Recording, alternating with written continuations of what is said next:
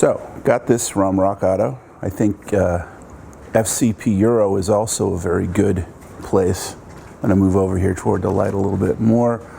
This is the recovery tank, or the coolant tank from the e38 740i. And it goes like this in your car. This is, over here is the, over here is the front of your car. There's a hose connection here, a bleed screw that goes in here. There's a cap that goes on top. And then also down below is the temperature, the coolant sensor. And this, I believe if you turn it counterclockwise, it comes out and goes back in again. So it's kind of a quarter turn guy, like so. There. Down below, this is the bottom of the tank. Down below is the hose, the bottom hose. And then there are these two guys, two studs that go down below. So let's put that in. One more.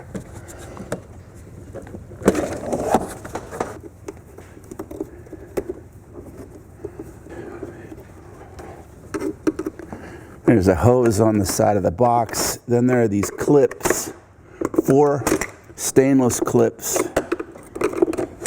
Then you want to pinch the sides of this connector. This is the MAF sensor.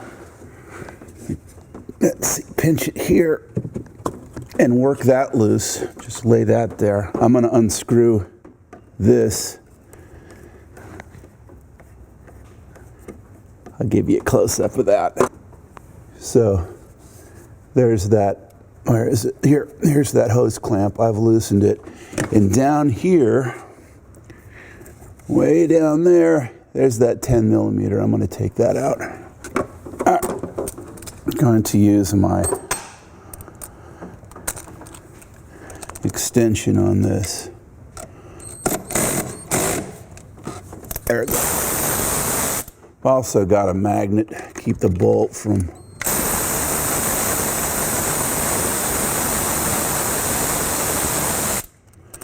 okay, I believe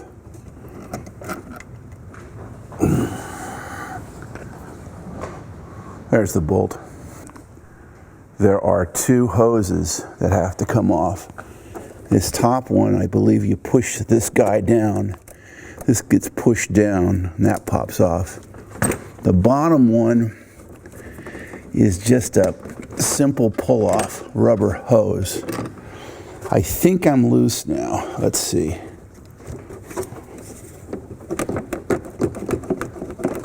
Come on, you can do it. That it? That should be it. Yeah. So this comes off. Actually, my air filter came off with it. So this is now out of the way. Large and involved. Okay. Up on top here is a little guy. You pinch these 2 guys in, as I recall, and then this plate comes out the top of the. Oh, let's take the cap off, shall we?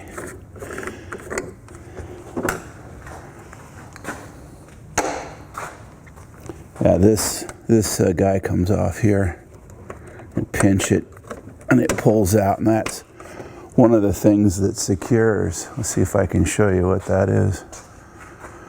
So that pulls out. Then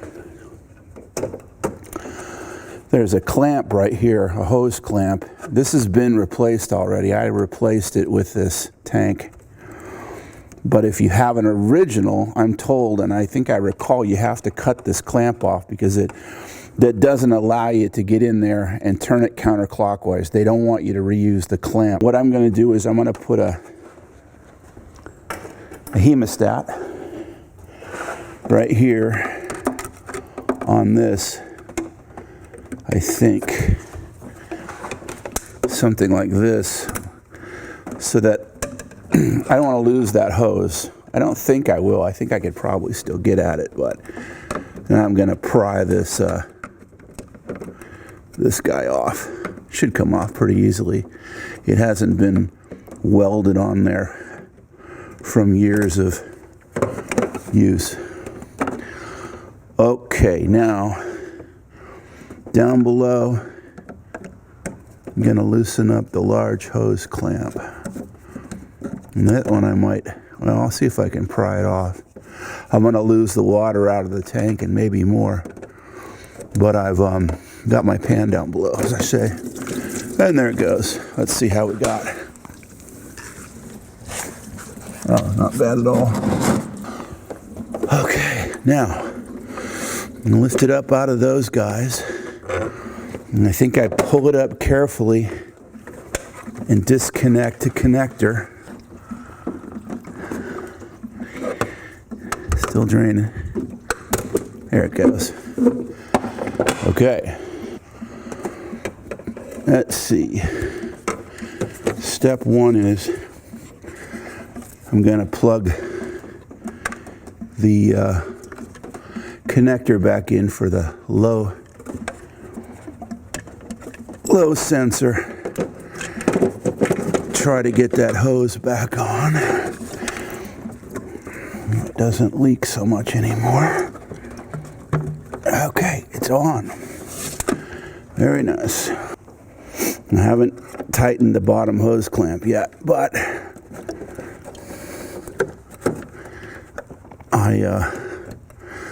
I think if I do this,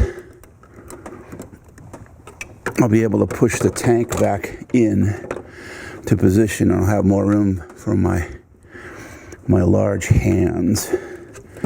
Got to make sure that this hose clamp is in a good position, and it is.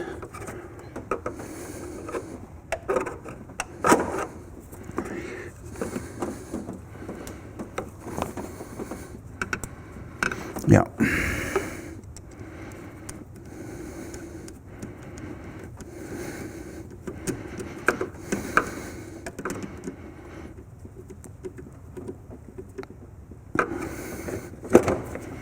Okay, that goes in like that. Okay, so here's what I was doing. I was tightening this hose clamp through that hole, and then I'm gonna put that up like that. And I think I can do this one-handed. That up like that. Work it into where it goes. And then pop that in. There. Now that's fine. Now, as I say, down at the bottom, there's that bottom hose right here. I gotta reach under here somehow and find that hose clamp. Is that it there? Yeah. I'm moving this big hose out of the way. Kind of the hose that comes off of the water pump. Then I should be able to get this back on.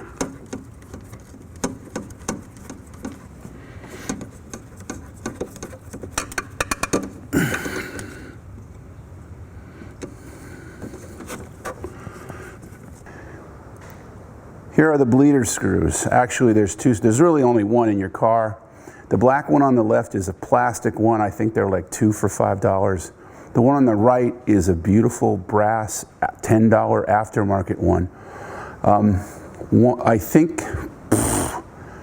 I over-tightened the brass one and I stripped the threads in the tank. And that's probably why I'm replacing the tank. It might be another leak in the tank as well. The brass one came with that green washer, which seems to be kind of flattened and mashed down. So this time I'm going to go with one of the original screws, and this black one here, I'm going to put a new O-ring in it, And I'm going to be very careful to snug it down, but not over tighten it.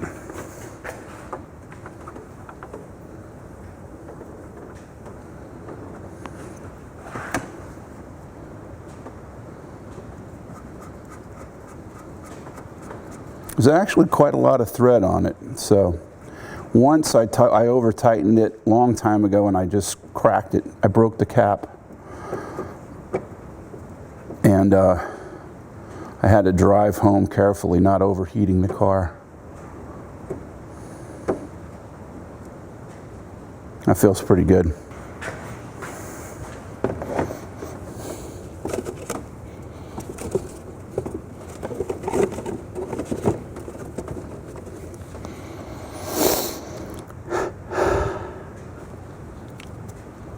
I've got my headlight on. This is where that 10 millimeter bolt goes, if you couldn't see me take that out. This is the mass air sensor connector. And then over on this side, those are those two hoses. So this goes back in like this. I'm going to connect the big stuff first, the big hose clamp. I'm going to leave everything loose until I get it into position. Putting the hose in on the side of the airbox, using the stainless clips on the airbox. 1, 2, 3, 4. Okay. Very good. Now, these hoses go in.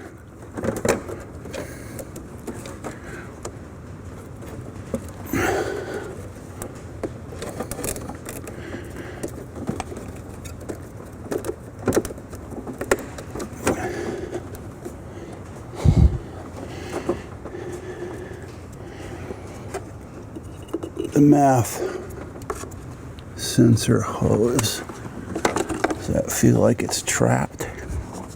Kind of was down low. Okay. I'm going to do the bolt with the magnet.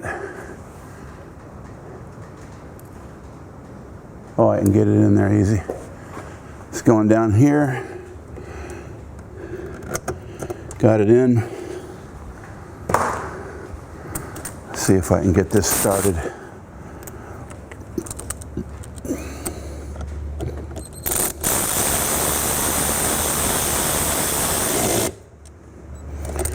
Click, click, as Rain Man Ray says. If you want to see a good YouTube channel on car repair, I highly recommend Rain Man Ray's Repairs. Just fun to watch. And I learn a lot whenever I watch him. He seems to be the real deal. Okay, that looks good. Okay. I'm going to take the bleeder screw completely out.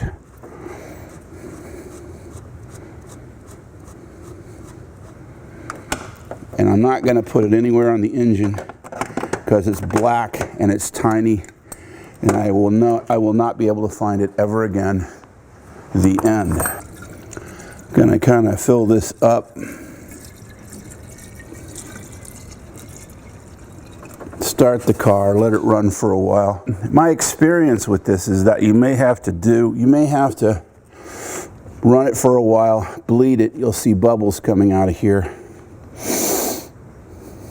When it stops bubbling, you put the screw back on, you put the cap back on, drive it for a while, and then it may pull more fluid out of the reservoir.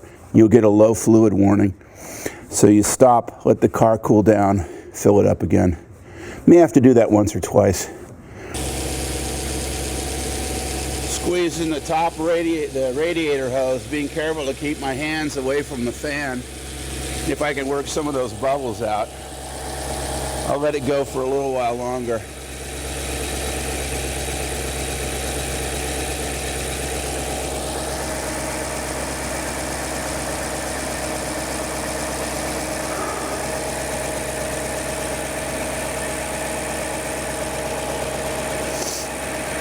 More bubbles.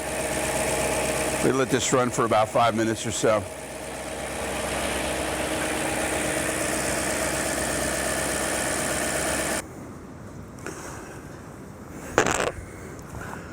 Well, that's the end of this video.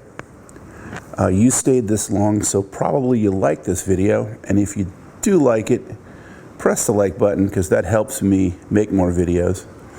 And hopefully that would help you too. Thanks, and I'll see you next time.